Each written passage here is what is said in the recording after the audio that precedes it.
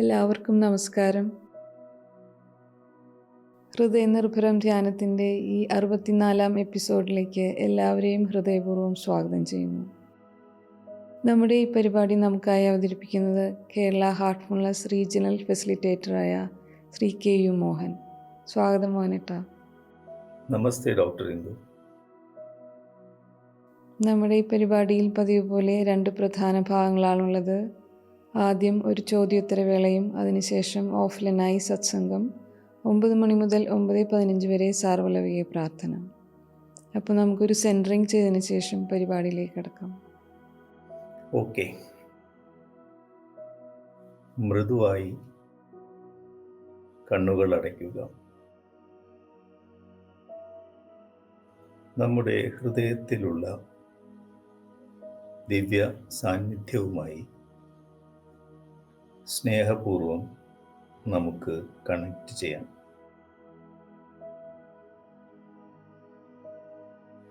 ഇനി ഈ ഒത്തുചേരലിൽ പങ്കെടുക്കുന്ന എല്ലാവരുടെയും ഹൃദയവുമായി സ്നേഹപൂർവം നമുക്ക് കണക്റ്റ് ചെയ്യാം.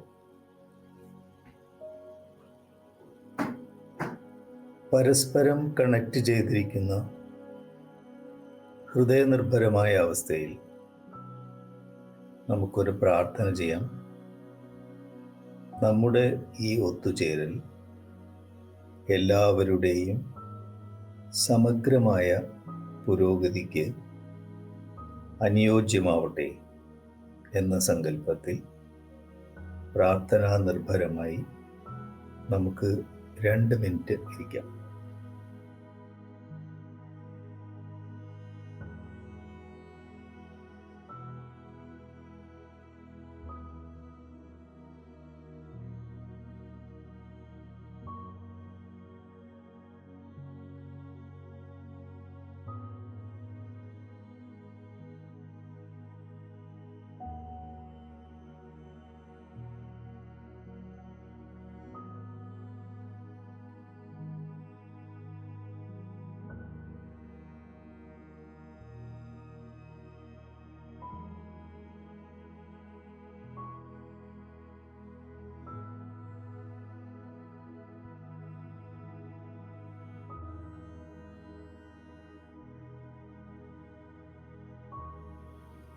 ഓക്കെ. നന്ദി മോഹനേട്ട. ഇനി ഈ ആഴ്ചയിലെ ചോദ്യത്തിലേക്ക് കടക്കാം. നമ്മൾ സാധാരണ പറയാറുണ്ടല്ലോ, ഹാർട്ട്ഫുൾനെസ്സിനും രാജയോഗയും തമ്മിൽ നല്ല ബന്ധമുണ്ടെന്ന്. അല്ലെങ്കിൽ ഹാർട്ട്ഫുൾനെസ് എന്ന് പറഞ്ഞാൽ രാജയോഗയുടെ ഒരു മോഡേൺ വേർഷൻ അല്ലെങ്കിൽ ഒരു പരിഷ്കരിച്ച രൂപം എന്ന് പറഞ്ഞു കേൾക്കാറുണ്ട്. അപ്പോൾ ചോദ്യം ഇങ്ങനെയാണ്, അതായത് പൗരാണിക യോഗശാസ്ത്രത്തിൽ ഹാർട്ട്ഫുൾനെസ്സിൻ്റെ വേരുകൾ എവിടെയാണ്? പിന്നെ ഒന്നുകൂടി ഉണ്ട്, പാരമ്പര്യ രാജയോഗ സിദ്ധാന്തത്തിൽ നിന്നും ഹാർട്ട്ഫുൾനെസ്സിൻ്റെ അപ്രോച്ച് എങ്ങനെയാണ് വ്യത്യാസപ്പെട്ടിരിക്കുന്നത്? അത് ഹാർട്ട്ഫുൾനെസ് വേ ബുക്ക് 2-ൻ്റെ പശ്ചാത്തലത്തിൽ ഒന്ന് വിശദീകരിക്കാമോ? ഓക്കെ, നല്ല ചോദ്യമാണത്. ഇന്ന് നമുക്ക് ലഭ്യമായിട്ടുള്ള ഗൃഹസ്ഥാശ്രമിക്ക് അനുയോജ്യമായിട്ടുള്ള ഹാർട്ട്ഫുൾനെസ് സാധന പദ്ധതി, അതിൻ്റെ പ്രമാണ ഗ്രന്ഥം അല്ലെങ്കിൽ അടിസ്ഥാന ഗ്രന്ഥം എന്ന് പറയുന്നത് പതഞ്ജലി മഹർഷിയുടെ യോഗസൂത്രങ്ങളാണ്. ഈ യോഗസൂത്രങ്ങൾ എന്ന് പറയുന്നത് ഷഡ്ദർശനങ്ങളിലെ ഒരു ദർശനമാണ്.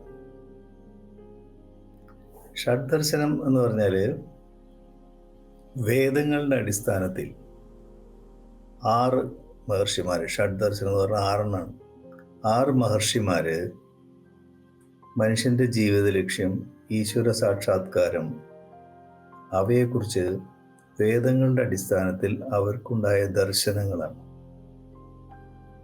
അപ്പോൾ 6 മഹർഷിമാർ നോക്കിക്കാണുന്ന രീതിയാണ് നമ്മൾ ഷഡ്ദർശനങ്ങൾ എന്ന് പറയുന്നത്. അത് ഏതൊക്കെയാണെന്ന് വെച്ചാൽ, സാംഖ്യയോഗം കപില മഹർഷിയുടെ, അതുപോലെ അണുവാദം അത് കണാദ മഹർഷിയുടെ, പിന്നെ ന്യായശാസ്ത്രം അത് ഗൗതമ മഹർഷിയുടെ. പിന്നെ നമ്മളിപ്പോൾ പറയുന്ന യോഗസൂത്രങ്ങൾ പതഞ്ജലി മഹർഷി. പിന്നെ പൂർവമീമാംസ അത് ജൈമിനി മഹർഷിയാണ്. പിന്നെ ഉത്തരമീമാംസ അല്ലെങ്കിൽ അദ്വൈത ദർശനം വ്യാസ മഹർഷി. ഇങ്ങനെയുള്ള 6 ദർശനങ്ങളെയാണ് നമ്മൾ ഷഡ്ദർശനങ്ങൾ എന്ന് പറയുന്നത്. ആ ഷഡ്ദർശനങ്ങളിലെ ഒന്നാണ് പതഞ്ജലി മഹർഷിയുടെ യോഗസൂത്രങ്ങൾ. അപ്പോൾ ഒരു ശാസ്ത്രജ്ഞൻ എന്ന നിലയ്ക്ക് യോഗശാസ്ത്രത്തെ അദ്ദേഹം വളരെ വിശദമായിട്ട്, അതായത് പ്രായോഗികമായിട്ട് അവതരിപ്പിക്കുന്ന ഒരു രീതിയാണ് യോഗശാസ്ത്രം. ഏകദേശം 200ഓളം സൂത്രങ്ങളിൽ അദ്ദേഹം പറയുന്നത്. അപ്പോൾ ബാബുജി മഹാരാജും ലാലാജിയും ഇതിനെക്കുറിച്ച് അപഗ്രഥിച്ച് മനസ്സിലാക്കി അതിനെ സംയോജിപ്പിച്ച് ആധുനിക ഗൃഹസ്ഥാശ്രമിക്ക് യോജിക്കുന്ന രീതിയിൽ പരിവർത്തനപ്പെടുത്തി സംപ്രേഷണത്തിൻ്റെ സഹായത്തോടുകൂടി. അതാണ് ഇന്ന് നമുക്ക് ലഭ്യമായിട്ടുള്ള ഹാർട്ട്ഫുൾനെസ് പരിശീലന രീതി. നമ്മൾ പറയാറുണ്ട് പതഞ്ജലി മഹർഷിയുടെ പുനർജന്മമാണ് ബാബുജി മഹാരാജ്. ഒരുപക്ഷെ സങ്കീർണമായിട്ടുള്ള യോഗ സമ്പ്രദായത്തിനെ ലഘൂകരിക്കാൻ വേണ്ടിയിട്ടായിരിക്കും അദ്ദേഹം വീണ്ടും വന്നത് എന്ന് നമുക്ക് ഊഹിക്കാം. അപ്പോൾ ഈ പാരമ്പര്യ യോഗശാസ്ത്രത്തിൽ 44 സ്റ്റെപ്പുകളാണ് പറയുന്നത്. അപ്പോൾ നമുക്ക് മനസ്സിലാക്കാനും അതുപോലെ തന്നെ ഓർത്തിരിക്കാനും തന്നെ അല്പം ബുദ്ധിമുട്ടുള്ള സങ്കീർണമായ രീതിയിലാണ് അതിൻ്റെ അവതരണം. നമ്മൾ ഹാർട്ട്ഫുൾനെസ്സിലേക്ക് വന്നാലോ, വളരെ ലളിതമായിട്ടുള്ള സാധനാ പദ്ധതി നമുക്കറിയാം. മെഡിറ്റേഷൻ, ക്ലീനിങ്, പ്രെയർ, 3 സാധനാ പദ്ധതി സംപ്രേഷണത്തിൻ്റെ സഹായത്തോടുകൂടി. സംപ്രേഷണം സ്വീകരിക്കുന്നതിന് അനുകൂലമായ രീതിയിൽ നമ്മളെ ട്യൂൺ ചെയ്യാൻ വേണ്ടി സ്വഭാവ രൂപീകരണത്തിൽ പ്രത്യേകം ശ്രദ്ധ. ഇത്രമാത്രമേ ഹാർട്ട്ഫുൾനെസ് പറയുന്നുള്ളൂ. ഇപ്പോൾ സ്വഭാവം എന്ന് പറഞ്ഞാൽ എന്താണ്? മനോഭാവം, പെരുമാറ്റ രീതി, ലക്ഷ്യബോധം. ഈ 3 ഘടകങ്ങളിൽ നമ്മൾ ശ്രദ്ധ വയ്ക്കണം. എങ്ങനെ? ഇതിൽ 3ലും പോസിറ്റീവ് സൈഡും നെഗറ്റീവ് സൈഡും ഉണ്ട്. അപ്പോൾ അതിൽ പോസിറ്റീവ് കണ്ടെത്തി നെഗറ്റീവിനെ ഒഴിവാക്കിക്കൊണ്ട് ഉള്ള സ്വഭാവ രൂപീകരണമാണ് ഉദ്ദേശിക്കുന്നത്. ഉദാഹരണത്തിന് മനോഭാവം. എല്ലാ സാഹചര്യത്തിലും പോസിറ്റീവ് മനോഭാവം നമ്മൾ ബോധപൂർവം മനസ്സിലാക്കേണ്ടതുണ്ട്. അതുപോലെ പെരുമാറ്റ രീതി, എല്ലാ സാഹചര്യത്തിലും വളരെ മൃദുവായി, സ്നേഹത്തോടെ, വിനയത്തോടെ പെരുമാറേണ്ടതിൻ്റെ ആവശ്യകത. അതാണ് പെരുമാറ്റ രീതി. ലക്ഷ്യബോധം എന്ന് പറഞ്ഞാൽ എല്ലാ സാഹചര്യത്തിലും മനുഷ്യൻ്റെ ജീവിത ലക്ഷ്യം എന്ന് പറയുന്നത് ഈശ്വര സാക്ഷാത്കാരമാണ്, ആത്മസാക്ഷാത്കാരമാണ്, മനുഷ്യൻ്റെ പരിപൂർണതയാണ് എന്നുള്ള ബോധം നമ്മുടെ ഉള്ളിൽ ഉറപ്പിക്കും. ഈ 3 ഘടകങ്ങളും ഈ സംപ്രേഷണം സ്വീകരിക്കാൻ വേണ്ടിയിട്ടുള്ള ട്യൂണിംഗ് ആണ്. സാധന, ധ്യാനം, ശുദ്ധീകരണം, പ്രാർത്ഥന.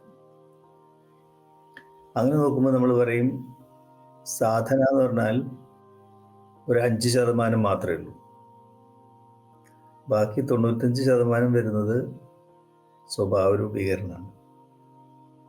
അപ്പോൾ ഈ 5% എന്ന് പറയാൻ കാരണം, ഇപ്പം നമ്മൾ ഒരു 15 വയസ്സ് തൊട്ട് ഈ സാധനാ പദ്ധതി തുടങ്ങുക എന്ന് വിചാരിക്കുക. ഒരു 70 വയസ്സ് വരെ, ഒരു 50-55 വർഷക്കാലം. ഒരു ദിവസം ഈ സാധന എന്ന് പറഞ്ഞാൽ ഒരു 1.5 മണിക്കൂറേ ഉള്ളൂ ആകെ.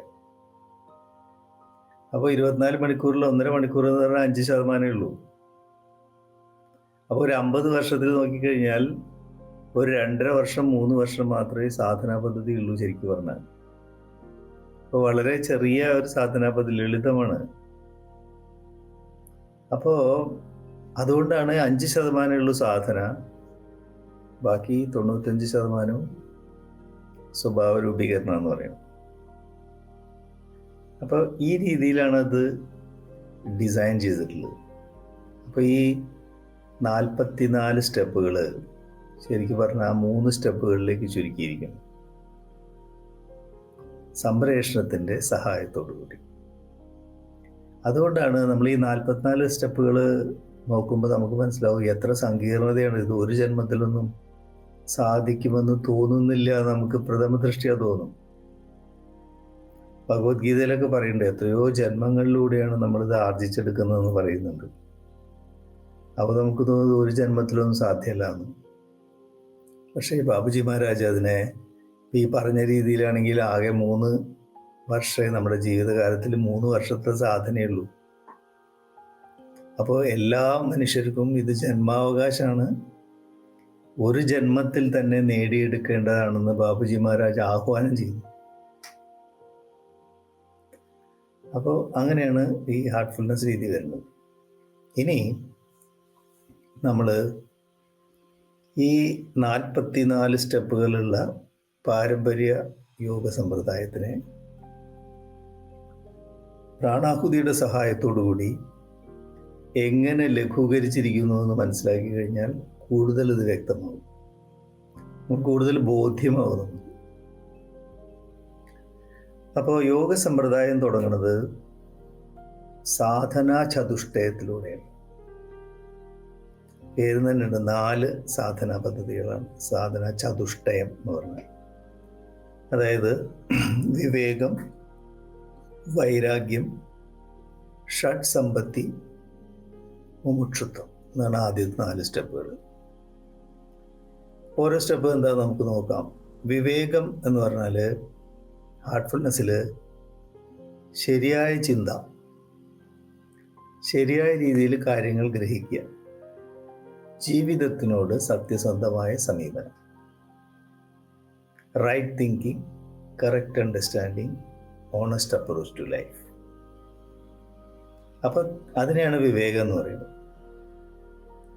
അപ്പോൾ ഹാർട്ട്ഫുൾനെസ്സിൽ നമ്മൾ ശരിയായ ചിന്തയിൽ കൂടിയാണ് തുടങ്ങുന്നത്.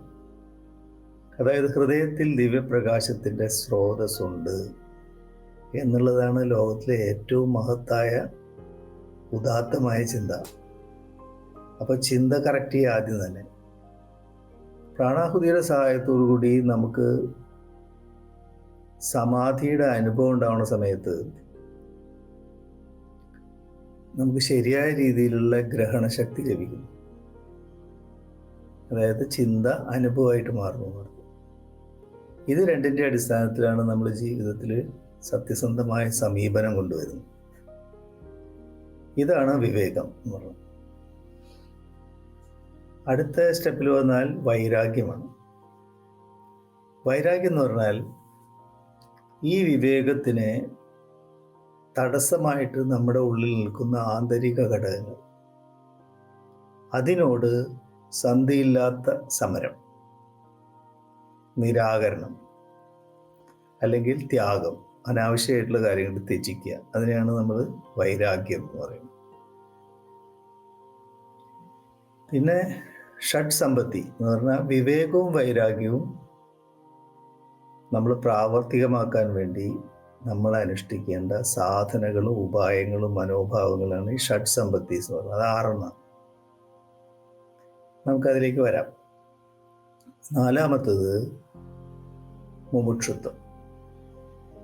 മുമുക്ഷു എന്ന് പറഞ്ഞാൽ മോക്ഷപ്രാപ്തിക്ക് വേണ്ടിയിട്ടുള്ള വ്യഗ്രത അല്ലെങ്കിൽ ഈശ്വര സാക്ഷാത്കാരത്തിന് വേണ്ടിയിട്ടുള്ള ത്വര.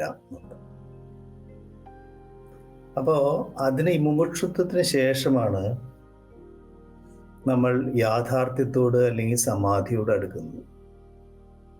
അപ്പോൾ ഈ സാധനാ ചതുഷ്ടയത്തിൻ്റെ അവസാനത്തിലാണ് സമാധി വരുന്നത് പാരമ്പര്യ യോഗശാസ്ത്രത്തിൽ. പക്ഷേ ഹാർട്ട്ഫുൾനെസ്സിൽ സംപ്രേഷണത്തിൻ്റെ സഹായത്തോടുള്ള ധ്യാനത്തിൽ ആദ്യത്തെ ദിവസം തന്നെ നമുക്ക് സമാധി അനുഭവപ്പെടുന്നു. അപ്പോൾ ഹാർട്ട്ഫുൾനെസ്സിൽ പരിശീലനത്തിലൂടെയാണ് നമ്മൾ വിവേകവും വൈരാഗ്യവും മുമുക്ഷുത്വവും നേടിയെടുക്കുന്നത്. അപ്പോൾ അത് സാധനാ പദ്ധതിയുടെ ഭാഗമല്ല, സാധനാ പദ്ധതിയിലൂടെ നേടിയെടുക്കുന്നതാണ്. ആ അർത്ഥത്തിൽ നോക്കുമ്പോൾ ഹാർട്ട്ഫുൾനെസ് തുടങ്ങുന്നത് ഷഡ് സമ്പത്തികളിൽ നിന്നാണ്. ഇനി ഷഡ് സമ്പത്തി എന്താണെന്ന് നമുക്ക് നോക്കാം. 6 നമ്മൾ പറഞ്ഞു. അത് ശമം, ദമം, ഉപരതി, തിതിക്ഷ, വിശ്വാസം അല്ലെങ്കിൽ ശ്രദ്ധ, സമാധാനം. ഇതാണ് 6 സ്റ്റെപ്പുകൾ. അപ്പോൾ ഇപ്പം എത്രയായി? സാധനാചതുഷ്ടയം 1, 4 സാധനാചതുഷ്ടയങ്ങൾ പറഞ്ഞു, 5, 6 ഷഡ് സമ്പത്തി. ഇപ്പോൾ 11 സ്റ്റെപ്പുകളായി. ഇനി ഈ ഷഡ് സമ്പത്തീസ് ഓരോന്ന് നമുക്ക് നോക്കാം. അപ്പോൾ 11 സ്റ്റെപ്പായി ഓർത്തിരിക്കുന്നുണ്ട് ഇതുവരെ. ആദ്യം ശമം ആണ്. ശമം എന്ന് പറഞ്ഞാൽ മനസ്സിനെ ക്രമീകരിക്കുക എന്നർത്ഥം. മനസ്സിനെ ക്രമീകരിക്കാതെ ശരിയും തെറ്റും എന്താണെന്ന് നമുക്ക് മനസ്സിലാവില്ല. ഹിംസ എന്താണെന്ന് മനസ്സിലാവില്ല. യാഥാർത്ഥ്യമല്ലാത്തത് എന്താണെന്ന് നമുക്ക് മനസ്സിലാവില്ല. ഇപ്പം മനസ്സിനെ ക്രമീകരിക്കേണ്ടതുണ്ട്. അതുകൊണ്ടാണ് നമ്മൾ ശരിയായ ചിന്തയിൽ നിന്ന് തുടങ്ങുന്നത്. അപ്പോൾ ഈ മനസ്സിനെ ക്രമീകരിക്കാൻ വേണ്ടി ശമത്തിൽ പറയുന്ന അടുത്ത 2 സ്റ്റെപ്പുകളാണ് അഭ്യാസവും വൈരാഗ്യവും. അഭ്യാസം എന്ന് പറഞ്ഞാൽ സാധന, അതിനനുയോജിച്ച മനോഭാവങ്ങൾ. വൈരാഗ്യം എന്ന് പറഞ്ഞാൽ നമ്മൾ പറഞ്ഞു, അതിന് പ്രതികൂലമായി നിൽക്കുന്ന ആന്തരിക ഘടകങ്ങളോടുള്ള നിരാകരണം. അപ്പോൾ ശമത്തിനെ 2ആയി തിരിച്ചിരിക്കുന്നു: അഭ്യാസം, വൈരാഗ്യം. അഭ്യാസം എന്ന് പറഞ്ഞാൽ പ്രവൃത്തി മാർഗം എന്നർത്ഥം. വൈരാഗ്യം എന്ന് പറഞ്ഞാൽ നിവൃത്തിയാണ്, ഉപേക്ഷിക്കല്ലേ. അപ്പൊ അഭ്യാസം പ്രവൃത്തി മാർഗം, വൈരാഗ്യം എന്ന് പറഞ്ഞാൽ നിവൃത്തി മാർഗം. അപ്പൊ നമ്മൾ 6, 4, 10, 11 പറഞ്ഞു. ഈ അഭ്യാസവും വൈരാഗ്യം കൂടി ചേർക്കുമ്പോൾ എത്രയായി? 13ആയി അല്ലേ? ഇനി അഭ്യാസത്തിലാണ് അഷ്ടാംഗയോഗ പദ്ധതിയുടെ 8 സ്റ്റെപ്പുകൾ വരുന്നത്. യമം, നിയമം, ആസനം, പ്രാണായാമം, പ്രത്യാഹാരം, ധാരണ, ധ്യാനം, സമാധി. അപ്പോൾ 8 കൂടി ചേർത്ത് എത്രയായി? 13, 8, 21ആയിട്ട് 21 സ്റ്റെപ്പുകളായി. ഇനി അഷ്ടാംഗയോഗയിലേക്ക് നോക്കിയാൽ അഷ്ടാംഗയോഗയുടെ എല്ലാ സ്റ്റെപ്പുകളും നമ്മൾ വിശദമായിട്ട് മറ്റൊരു എപ്പിസോഡിൽ മുമ്പ് വിശദീകരിച്ചിട്ടുള്ളതാണ്. അതുകൊണ്ട് നമ്മൾ അതിൻ്റെ ഡീറ്റെയിൽസിലേക്ക് ഇപ്പോൾ പോകുന്നില്ല. യമനിയമങ്ങൾ എന്ന് പറഞ്ഞാൽ എന്താണ്? ധാർമ്മിക മൂല്യങ്ങൾ. അത് 5 യമമുണ്ട്, 5 നിയമമുണ്ട്. ഇപ്പോൾ യമം എന്ന് പറഞ്ഞാൽ അഹിംസ, സത്യം, അസ്തേയം, ബ്രഹ്മചര്യം, അപരിഗ്രഹം. ഇതാണ് യമം. നിയമം എന്ന് പറഞ്ഞാൽ ശൗചം, സന്തോഷം, തപസ്, സ്വാധ്യായം, ഈശ്വരപ്രണീത. ഈ യമനിയമങ്ങൾ നമ്മൾ ഡീറ്റെയിൽ ആയിട്ടുള്ള ഒരു എപ്പിസോഡിൽ വിശദീകരിച്ചിട്ടുണ്ട്. അപ്പോൾ അത് 10 ആയില്ലേ യമനിയമങ്ങൾ? ഇപ്പോൾ മൊത്തം എത്രയായി?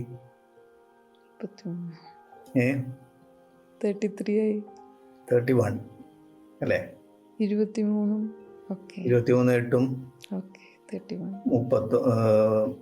31 ആയില്ലേ? അല്ല, അതെ. അതായത് സാധനാചതുഷ്ടയം 4, 1, 5, 6, 11, 2, 13, 8, 21, 10, 31. ശരിയല്ലേ? 31 സ്റ്റെപ്പുകളായി.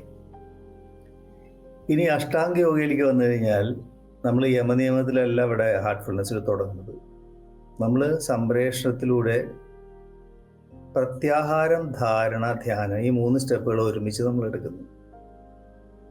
പ്രത്യാഹാരം എന്ന് പറഞ്ഞാൽ എന്താണ്? നമ്മൾ ഇന്ദ്രിയങ്ങളെ ഉള്ളിലേക്ക് വലിക്കുന്നു. ധാരണ എന്ന് പറഞ്ഞാലോ ഹൃദയത്തിലെ ദിവ്യ സാന്നിധ്യം എന്നുള്ള ആശയം ധരിക്കുന്നു നമ്മൾ. പിന്നെ അതിൽ ധ്യാനിക്കുന്നു, സമാധിയിലേക്ക് പോകുന്നു. അപ്പോൾ നമ്മൾ ഹാർട്ട്ഫുൾനെസ്സിൽ അഷ്ടാംഗയോഗിൽ തുടക്കം തന്നെ പ്രത്യാഹാരം, ധാരണ, ധ്യാനമാണ്. അതിലൂടെ സമാധിയിലേക്ക് പോകും. സമാധി അവസ്ഥ നേടിയെടുത്തു കഴിഞ്ഞാൽ നമുക്ക് യമനിയമങ്ങളും ആസനവും പ്രാണായാമവും താരതമ്യേന എളുപ്പമായിട്ട് ഗ്രഹിക്കാൻ കഴിയും. ഇനി സമാധി അവസ്ഥയിലേക്ക് വന്നാൽ സമാധിയുടെ 8 വ്യത്യസ്തമായിട്ടുള്ള അവസ്ഥകൾ നമ്മൾ തൊട്ട് മുമ്പത്തെ എപ്പിസോഡിൽ വിശദീകരിച്ചിട്ടുണ്ടായിരുന്നു. പതഞ്ജലി മഹർഷി പറയുന്ന 8 സ്റ്റെപ്പുകൾ. സബീജ സമാധി, നിർബീജ സമാധി. അതിൽ സമീജ സമാധി എന്ന് പറയുന്നത് 6 സവികൽപ്പം, നിർവികൽപ്പം, സവിചാരം, നിർവിചാരം, പിന്നെ സവിതർക്കം, നിർവിതർക്കം, അങ്ങനെ 8 സ്റ്റെപ്പുകൾ. അപ്പോൾ എത്രയായി? 31 8 39 സ്റ്റെപ്പുകളായി ഇല്ലേ? ഇനി ഇത് പതഞ്ജലി മഹർഷി പറയുന്ന സമാധി അവസ്ഥകളെ കുറിച്ച് നമ്മൾ പറഞ്ഞു. ഹാർട്ട്ഫുൾനെസ്സിലോ ഈ സമാധി അവസ്ഥകളെ ബാബുജി മഹാരാജ് 3 ചുരുക്കിയിരിക്കും. അതെന്തൊക്കെയാ നമ്മൾ കഴിഞ്ഞ എപ്പിസോഡിൽ പറഞ്ഞു. എന്താണ്? ആദ്യം നമ്മൾ സുഷുപ്തിയിൽ എന്ന പോലെ മുഴുകി പോകുന്നു. നമുക്ക് എന്ത് സംഭവിക്കുന്നു നമുക്ക് അറിയുന്നില്ല. രണ്ടാമത്തെ അവസ്ഥയിൽ സുഷുപ്തിയിലെ പോലെ നമ്മൾ മുഴുകി പോകുന്നു, പക്ഷേ അവബോധം ബാക്കി നിൽക്കുന്നു. സ്വപ്നത്തിൽ അല്പം അവബോധം ബാക്കി നിൽക്കുന്ന പോലത്തെ അവസ്ഥ. അതാണ് രണ്ടാമത്തെ സമാധി സ്റ്റേറ്റ്. മൂന്നാമത്തെ അവസാനത്തെയാണ് സഹജ സമാധി. അതായത് ബോധമനസ്സ് ദൈനംദിന കാര്യങ്ങളിൽ വ്യാപൃതമായി കർമ്മകൗശലത്തോടെ നമ്മുടെ ഉത്തരവാദിത്തങ്ങളും കടമകളും ഭംഗിയായി നിർവഹിക്കുന്നു. ഉപബോധ മനസ്സ് ദിവ്യത്വത്തിൽ മുഴുകിയിരിക്കും. ഇതിനാണ് സഹജ സമാധി അല്ലെങ്കിൽ തുരീയാതീതമായിട്ടുള്ള അവസ്ഥ എന്ന് പറയുന്നത്. അപ്പോൾ ഈ 8 സ്റ്റെപ്പുകളെ അവിടെ സമാധി അവസ്ഥകളെ അവിടെ ലഘൂകരിക്കുന്നു സംപ്രേഷണത്തിൻ്റെ സഹായത്തോടുകൂടി. ഇതാണ് ശമം എന്നുള്ള ആദ്യത്തെ സ്റ്റെപ്പ്. ഏത്? ഷഡ്സമ്പത്തികളിൽ. എത്ര എണ്ണായി? 39 അല്ലേ? 39 സ്റ്റെപ്പുകൾ പറഞ്ഞു. ഇനിയും ഷഡ്സമ്പത്തികളിലെ ശമാണ് ഇപ്പോൾ നമ്മൾ പറഞ്ഞു നിർത്തിയത്. ദമം അടുത്തത്. ദമം എന്ന് പറഞ്ഞാൽ ഇന്ദ്രിയ നിഗ്രഹം എന്നാണ് അർത്ഥം. ഇന്ദ്രിയങ്ങളെ നമ്മൾ വേണ്ട വിധം ക്രമീകരിക്കേണ്ടതുണ്ട്. അല്ലെങ്കിൽ എന്തുണ്ടാവും? അത് വിഷയങ്ങളുടെ കൂടെ പോയി പരസ്പര വൈരുദ്ധ്യങ്ങൾ ചെന്നപ്പെടും. അങ്ങനെയാണ് ഭഗവത്ഗീതയിൽ മാത്രാ സ്പർശാസ്തു കൗന്ദേയ എന്നൊക്കെയുള്ള ശ്ലോകങ്ങൾ വരുന്നു. ഇന്ദ്രിയങ്ങൾ വിഷയങ്ങളുമായിട്ട് ചേരുമ്പോൾ ശീതം, ഉഷ്ണം, സുഖം, ദുഃഖം ഇങ്ങനെയുള്ള വൈരുദ്ധ്യങ്ങളിലേക്ക് പോകുന്നു. അത് വന്നും പോകും ഇരിക്കുന്നതുകൊണ്ട് തന്നെ അനിത്യമാണ്, നിത്യമല്ല. അതുകൊണ്ട് നീ സ്ഥിതപ്രജ്ഞനാകുമെന്ന് പറയുന്നു അവിടെ. അപ്പം ഇന്ദ്രിയങ്ങളെ ക്രമീകരിക്കേണ്ടത് അനിവാര്യമാണ്. ഇന്ദ്രിയങ്ങളെ ക്രമീകരിച്ചില്ലെങ്കിൽ എന്താ സംഭവിക്കുക? പലതരത്തിലുള്ള വൈകല്യങ്ങൾ നമുക്ക് അനുഭവപ്പെടും. അതിനെക്കുറിച്ചാണ് ദമം പറയുന്നത്. അപ്പം ദമം എന്ന് പറഞ്ഞാൽ ഇന്ദ്രിയ നിഗ്രഹം. അത് എന്തൊക്കെ തരത്തിലുള്ള വൈകല്യങ്ങളാണെന്ന് പറയണം. 5 പറയണം. അതിൽ ആദ്യത്തെ 3 നെഗറ്റീവാണ്. അതിനെ കറക്റ്റ് ചെയ്തെടുക്കുമ്പോൾ ഉണ്ടാവുന്ന 2 പോസിറ്റീവ് എഫക്റ്റാണ്. 4ഉം 5ഉം ആയിട്ട് പറയും ദമം. ഇപ്പം ദമം ഇന്ദ്രിയ നിഗ്രഹം. അതിൻ്റെ 5 ഉപവിഭാഗങ്ങൾ എന്ന് പറഞ്ഞാൽ ക്ഷിപ്ത, മൂഢ, വിക്ഷിപ്ത, ഏകാഗ്ര വൃത്തി, നിരോധം. ഇതാണ്. അപ്പോൾ ഇത്രയും ഈ 39 5ഉം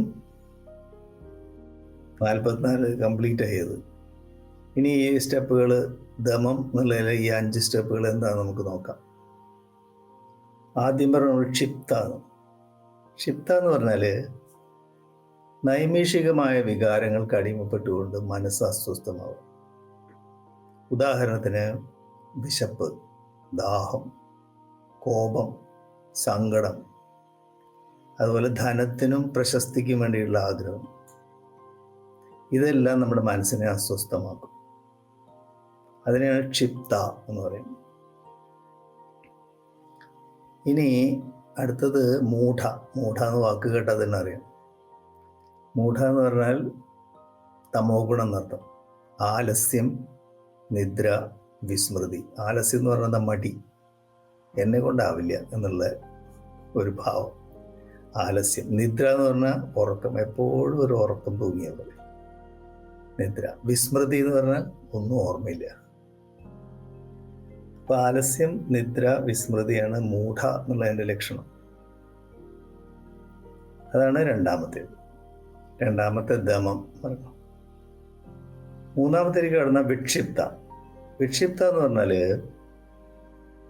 മനസ്സ് ദിവ്യചിന്തയിൽ വിശ്രമിക്കുന്നതിന് പകരം അനാവശ്യ ചിന്തകളുടെ പിന്നാലെ നമ്മൾ ധ്യാനത്തിലിരിക്കുമ്പോൾ പറയില്ല, ചിന്തകളുടെ ബാഹുല്യം, അനാവശ്യമായിട്ടുള്ള ചിന്തകളുടെ ബാഹുല്യം കൊണ്ട് നമുക്ക് ധ്യാനിക്കാൻ പറ്റിയില്ല എന്നൊക്കെ പറയാറില്ലേ. അതിനെയാണ് നമ്മൾ വിക്ഷിപ്ത എന്ന് പറയുന്നത്. അപ്പോൾ നമ്മൾ പറയില്ലേ, മനസ്സ് വിക്ഷുബ്ധമായിരിക്കുന്നു എന്നൊക്കെ പറയില്ലേ, അതാണ്. അപ്പോൾ ദിവ്യചിന്തയിലേക്ക് മടങ്ങുന്നതിന് പകരം അനാവശ്യ ചിന്തകൾ, അതാണ് വിക്ഷിപ്ത. ഇത് മൂന്നാണ് ഇതിലെ വൈകല്യങ്ങളായിട്ട് വരുന്നത്. ഇതിനെ നമ്മൾ കറക്റ്റ് ചെയ്യുന്ന സമയത്ത് നാലാമത്തെ സ്റ്റേജ് ഏകാഗ്രവൃത്തിയാണ്. ഏകാഗ്രവൃത്തി എന്ന് പറഞ്ഞാൽ നമ്മുടെ മനസ്സ് ഒരു സ്ഥലത്ത് ഫോക്കസ് ചെയ്ത് അവിടെ തന്നെ ഉണ്ടാവും. അപ്പം എന്തിലാണോ നമ്മൾ മനസ്സ് വെച്ചിരിക്കുന്നത് അതിൻ്റെ അന്തസ്സത്ത നമുക്ക് വെളിവാകാൻ തുടങ്ങും. അതാണ് ഏകാഗ്രവൃത്തി എന്ന് പറയുന്നത്. വെളിപാടാണ് അതിൻ്റെ ഫലം. ഏകാഗ്രവൃത്തി പേരിൽ തന്നെയുണ്ട്, ഫോക്കസ്. അടുത്ത ദമം എന്ന് പറയുന്നത് നിരോധമാണ്. നിരോധം എന്ന് പറഞ്ഞാൽ ലക്ഷ്യബോധം നടത്തും. മനുഷ്യൻ്റെ ലക്ഷ്യം എന്ന് പറഞ്ഞാൽ ഈശ്വര സാക്ഷാത്കാരം, ആത്മസാക്ഷാത്കാരം, അല്ലെങ്കിൽ മനുഷ്യൻ്റെ പരിപൂർണത. മറ്റൊന്നും തന്നെ നമ്മുടെ ലക്ഷ്യമല്ല, മറ്റെല്ലാത്തിനെയും നമ്മൾ നിരോധിക്കുന്നു. അപ്പോൾ ലക്ഷ്യബോധത്തിനെയാണ് നമ്മൾ നിരോധം എന്ന് പറയുന്നത്. ഈ 5 ഘടകങ്ങളെയാണ് ദമം എന്നുള്ള വിഭാഗത്തിൽ ഉൾപ്പെടുത്തിയിരിക്കുന്നത്. അപ്പോൾ 44 സ്റ്റെപ്പുകളായി. ഇപ്പോൾ എന്തൊക്കെയാ നമ്മൾ ഷഡ്സമ്പത്തികളിൽ ശമവും പറഞ്ഞു, ദമവും പറഞ്ഞു. മൂന്നാമത്തെ സ്റ്റെപ്പ് ഉപരതിയാണ്. ഉപരതി എന്ന് പറഞ്ഞാൽ ഹാർട്ട്ഫുൾനെസ്സിൽ നിരന്തര സ്മരണം. നമ്മൾ പറയില്ലേ പോയിന്റ് സി, ഇഷ്ടാനിഷ്ടങ്ങൾ, ആഗ്രഹങ്ങൾ വരുമ്പോൾ പോയിന്റ് സിയിൽ അസ്വസ്ഥത വരുന്നു നമ്മൾ പറയാറുണ്ട് ഹാർട്ട്ഫുൾനെസ്സിൽ. അത് വ്യക്തികളോടും വസ്തുക്കളോടും ആകുമ്പോൾ എയിലും ബിയിലും അസ്വസ്ഥത വരുന്നു. അങ്ങനെ നമ്മുടെ ഹൃദയം മുഴുവൻ അസ്വസ്ഥമാകുന്നു. നമുക്ക് അസംതൃപ്തി, അശാന്തി, ദേഷ്യം, ഭയം, അവ്യക്തതയിലുണ്ടാവും. അതാണ് നമ്മൾ അപ്പം നിരന്തര സ്മരണയിൽ വരുമ്പോൾ, ധ്യാനത്തിലൂടെ നമ്മൾ നിരന്തര സ്മരണയിലേക്ക് പോകുന്ന സമയത്ത് നമുക്ക് സംതൃപ്തി അനുഭവപ്പെടുന്നു, ശാന്തി അനുഭവപ്പെടുന്നു, സ്നേഹം, ധൈര്യം, വ്യക്തത. ഇതാണ് ഉപരതി എന്ന് പറയുന്നത്. ഉപരതി എന്ന് വെച്ചാൽ ഉള്ളിനോടുള്ള ആകർഷണം, അല്ലെങ്കിൽ നിരന്തര, ഇവിടെ ഹാർട്ട്ഫുൾനെസ്സിൽ നിരന്തര സ്മരണമാണ്. അത് മൂന്നാമത്തെ ഷഡ്സമ്പത്തി. നാലാമത്തെ ഷഡ്സമ്പത്തി എന്ന് പറയുന്നത് തിതിക്ഷ എന്ന് പറയും. തിതിക്ഷ എന്ന് പറഞ്ഞാൽ ഇംഗ്ലീഷിൽ ഫോർട്ടിറ്റ്യൂഡ് എന്ന് പറയും. അതായത് സംതൃപ്തി അല്ലെങ്കിൽ സഹനശക്തി എന്ന് പറയും. എല്ലാ സാഹചര്യത്തിലും സംതൃപ്തരാകുക. അപ്പോൾ സഹനശക്തി അതിൻ്റെ ഭാഗമാണ്. അപ്പോൾ സംതൃപ്തി എന്ന് പറയുന്നത് നമ്മുടെ ഹൃദയത്തിലെ ആദ്യത്തെ പോയിന്റ് പ്രത്യേകതയില്ലേ, ഫസ്റ്റ് പോയിന്റാണ് ഭൂമി എന്നുള്ള പഞ്ചഭൂതം. അപ്പം അത് വേണ്ട രീതിയിൽ ഒന്നാമത്തെ ചക്രം വികസിച്ച് കഴിയുമ്പോൾ നമുക്ക് അനുഭവപ്പെടുന്നതാണ് ഈ സംതൃപ്തി. അതിൻ്റെ പ്രത്യേകത എന്താണ്? നമുക്ക് ഒരു സന്തുലിതാവസ്ഥ, സംതൃപ്തി, ക്ഷമ, സഹിഷ്ണുത അല്ലെങ്കിൽ സഹനശക്തി, സാക്ഷിഭാവം, ഇതൊക്കെയാണ് തിതിക്ഷയുടെ ലക്ഷണങ്ങൾ. ബേസിക്കലി അത് സംതൃപ്തിയാണ് ഒന്നാമത്തെ പോയിന്റിൻ്റെ പരിപൂർണമായ വികാസം എന്ന് പറയുന്നത്. ഇതാണ് നാലാമത്തെ ഷഡ്സമ്പത്തികളിലെ നാലാമത്തെ സ്റ്റെപ്പ്. അഞ്ചാമത്തെ സ്റ്റെപ്പിലേക്ക് വന്നാൽ ശ്രദ്ധ അല്ലെങ്കിൽ വിശ്വാസമാണ്. അപ്പോൾ വിശ്വാസം എന്ന് പറയുന്നത് ഹാർട്ട്ഫുൾനെസ്സിൽ നമ്മൾ തുടക്കത്തിൽ ആവശ്യം ഇല്ലാത്തതാണ്. ഇവിടെ വിശ്വാസം എങ്ങനെയാണ് വരുന്നത്? നമ്മൾ ഹൃദയത്തിലെ ദിവ്യപ്രകാശം എന്നുള്ള ആശയത്തിൽ ധ്യാനിക്കുന്നു. സമാധി അവസ്ഥയിലേക്ക് പോകുമ്പോൾ ആ അനുഭവത്തിൻ്റെ അടിസ്ഥാനത്തിൽ നമുക്ക് ബോധ്യം വരികയാണ് അപ്പോഴാണ് നമുക്ക് വിശ്വാസം വരുന്നത്. അപ്പോൾ ബോധ്യത്തിൻ്റെ അടിസ്ഥാനത്തിൽ നമുക്ക് വിശ്വാസം വരുന്നു. അല്ലെങ്കിൽ നമ്മളൊരു പരീക്ഷണം നടത്തി ആ പരീക്ഷണത്തിൻ്റെ ഫലപ്രാപ്തിയിൽ നിന്ന് നമുക്ക് വിശ്വാസം വരും. ഹൃദയം നമ്മളൊരു പരീക്ഷണശാലയാക്കണം. ആ പരീക്ഷണത്തിൽ നിന്ന് നമുക്ക് ലഭിക്കുന്ന നിരീക്ഷണങ്ങളുടെ അടിസ്ഥാനത്തിൽ നമുക്ക് ബോധ്യം വരുന്നു. അപ്പോഴാണ് വിശ്വാസം വരുന്നത്. ആ വിശ്വാസം നമുക്ക് ശ്രദ്ധ തരും. അപ്പോൾ വിശ്വാസം, ശ്രദ്ധ എന്ന് പറയുന്നത് നമ്മൾ മനസ്സിലാക്കേണ്ടത് മനുഷ്യന് ബുദ്ധിശക്തിയേക്കാൾ ഉന്നതമായ ഒരു സിദ്ധിയാണ് വിശ്വാസം, ശ്രദ്ധ. അഞ്ചാമത്തെ ഷഡ് സമ്പത്തിയാണത്. സമ്പത്താണ് ഇതൊക്കെ നമ്മൾ നേടിയെടുക്കേണ്ടത് എന്നുള്ള അർത്ഥത്തിലാണ് ഷഡ് സമ്പത്തി എന്ന് പറയുന്നത്. ആറാമത്തെയും അവസാനത്തെയുള്ള ഷഡ് സമ്പത്തി എന്ന് പറയുന്നത് സമാധാനമാണ്. സമാധാനം എന്ന് പറഞ്ഞാൽ ഈശ്വര സമർപ്പണം, ശരണാഗതി ഭാവം, പ്രാർത്ഥനാ നിർഭരതാണ്. ആന്തരികമായിട്ടും ദിവ്യത്വം, ആന്തരികമായ പുരുഷനായിട്ടും ബാഹ്യമായിട്ടുള്ള പ്രകൃതിയായിട്ടും പ്രകടമാകുന്നതെല്ലാം ദിവ്യത്വം മാത്രമാണ് എന്നറിയുമ്പോൾ ദിവ്യത്വത്തിനോട് പരിപൂർണമായ ആശ്രിതത്വം, ഈശ്വര പ്രണീത, അതാണ് ആറാമത്തെ ഷഡ് സമ്പത്തി. അപ്പോൾ നോക്കൂ, ഈ 44 സ്റ്റെപ്പുകളും പറഞ്ഞു നമ്മൾ. അതെല്ലാം സംപ്രേഷണത്തിൻ്റെ സഹായത്തോടു കൂടിയിട്ട് എത്ര ലളിതമാക്കിയിരിക്കുന്നു ബാബുജി മഹാരാജ്. അപ്പോൾ ഇത്ര ലളിതമായതുകൊണ്ടാണ് ഒരു ജന്മത്തിൽ തന്നെ ഈശ്വര സാക്ഷാത്കാരം അല്ലെങ്കിൽ ആത്മീയത നമുക്ക് നേടിയെടുക്കാം, അല്ലെങ്കിൽ മനുഷ്യൻ്റെ പരിപൂർണത നേടിയെടുക്കാമെന്നുള്ള ആഹ്വാനം ബാബുജി മഹാരാജ് നമുക്ക് തരുന്നത്. സംപ്രേഷണത്തിലൂടെയാണ് അദ്ദേഹം നമ്മളെ ആഹ്വാനം ചെയ്യുന്നത്. സങ്കീർണമായ ജന്മജന്മാന്തരങ്ങളിൽ കൂടി പോയി നേടിയെടുക്കേണ്ടതാണെന്ന് പ്രഥമദൃഷ്ട്യാ തോന്നുന്ന ഈ 44 സ്റ്റെപ്പുകളുള്ള യോഗ സമ്പ്രദായത്തിനെ ഗൃഹസ്ഥാശ്രമിക്ക് യോജിക്കുന്ന രീതിയിൽ ലളിതമായ പരിശീലനം, സ്വഭാവ രൂപീകരണത്തിനുള്ള ശ്രദ്ധയോടുകൂടി അദ്ദേഹം പരിഷ്കരിച്ച് നൽകി. Thank you. നമസ്കാരം. വളരെയധികം നന്ദി മോനേട്ട. ഈ ഇന്നത്തെ എപ്പിസോഡിൽ ഈ പൗരാണിക യോഗ സമ്പ്രദായത്തെക്കുറിച്ച് വളരെ വിശദമായി മോനേട്ടന് ഓരോ സ്റ്റെപ്പ് എടുത്തെടുത്ത് പറഞ്ഞു.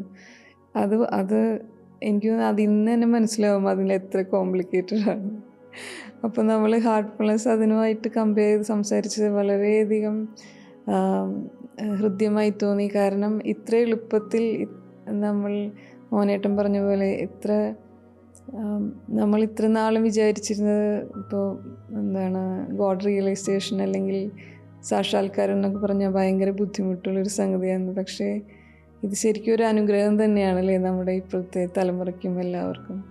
എന്തായാലും ഹാർട്ട്ഫുൾനെസ്സിൻ്റെ പ്രാധാന്യം തിരിച്ചറിഞ്ഞുകൊണ്ട് നമ്മളെല്ലാവരും സാധനയിൽ കൂടുതൽ നന്നായി പുരോഗമിക്കട്ടെ എന്ന് ആശംസിക്കുന്നു. ഈ എപ്പിസോഡ് എല്ലാവർക്കും ഉപകരിച്ചു എന്ന് കരുതുന്നു. ഇനി നമുക്ക് സത്സംഗത്തിലേക്ക് കടക്കാം. അതിനു മുമ്പായിട്ട് പുതുതായി ആരെങ്കിലും ഉണ്ടെങ്കിൽ ധ്യാനിക്കേണ്ടത് എങ്ങനെയാണെന്ന് ഒരിക്കൽ കൂടി പറയാം. നിങ്ങളെവിടെയായിരുന്നാലും സ്വസ്ഥമായിരുന്ന് കണ്ണുകളടച്ച് എൻ്റെ ഉള്ളിൽ ദിവ്യപ്രകാശത്തിൻ്റെ ഒരു സ്രോതസ്സുണ്ടെന്നും അത് എൻ്റെ ശ്രദ്ധ ഉള്ളിലേക്ക് ആകർഷിക്കുന്നുവെന്നും സങ്കല്പിച്ചുകൊണ്ട് നമ്മൾ ധ്യാനം ആരംഭിക്കുന്നു. ആ സമയത്ത് മറ്റു ചിന്തകൾ വരികയാണെങ്കിൽ സ്വയം ഓർമ്മിപ്പിക്കുക, ഞാൻ എൻ്റെ ഹൃദയത്തിലെ ദിവ്യപ്രകാശത്തിൻ്റെ സ്രോതസ്സിൽ ധ്യാനിക്കുകയാണ്. ഉള്ളിൽ സ്നേഹഭാവവും സാക്ഷിഭാവവും കാത്തു സൂക്ഷിക്കുക. അതിനുശേഷം 9 മണി മുതൽ സാർവലൗകിക പ്രാർത്ഥന. എല്ലാവരിലും സ്നേഹവും ഭക്തിയും വിശ്വാസവും സാഹോദര്യവും നിറയുന്നു എന്ന് സങ്കല്പിച്ചുകൊണ്ട് നമ്മൾ 15 മിനിറ്റ് ധ്യാനിക്കുന്നു. ഓക്കെ, അപ്പോൾ നമുക്ക് 9 മണി വരെ സത്സംഗം ധ്യാനിക്കാം. 9 മുതൽ 9:15 വരെ സാർവലൗകിക പ്രാർത്ഥന. ഈ സമയത്ത് നമ്മൾ യൂട്യൂബ് ഡിസ്കണക്ട് ചെയ്യണം. Thank you. നമസ്കാരം.